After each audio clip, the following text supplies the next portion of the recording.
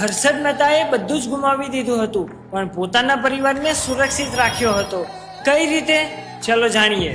1992માં જ્યારે હર્ષદ મહેતાનું સ્કેમ બહાર આવ્યું ત્યારે કોર્ટે હર્ષદ મહેતાની બધી જ મિલકતો જેમ કે પ્રોપર્ટી, ખાતાઓ, એની ઓફિસો બધું જ સીઝ કરી દીધું હતું. પણ એક વસ્તુ એવી હતી જેને કોઈ ના અડી શક્યું. એ હતી હર્ષદ મહેતાની 10 કરોડ રૂપિયાની લાઈફ ઇન્સ્યોરન્સ પોલિસી.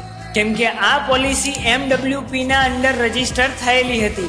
MWP એટલે કે મેરીડ વુમન પ્રોપર્ટી એક્ટ. જ્યારે કોઈ પણ વ્યક્તિ પોતાનું life insurance MWP act under register કરાવે છે ત્યારે પોલિસીથી મળતા પૈસા એમની પત્ની તથા સંતાનોને જ મળશે. આ પૈસા કોઈ પણ બેંક, કોર્ટ કે કોઈ લેણદારો આ પૈસા ઉપર દાવો નહીં કરી શકે. તો જ્યારે પણ તમે કોઈ લાઈફ ઇન્સ્યોરન્સ અથવા ટર્મ ઇન્સ્યોરન્સ લો છો તો MWP ના અંડરમાં જરૂરથી રજીસ્ટ્રેશન કરાવજો.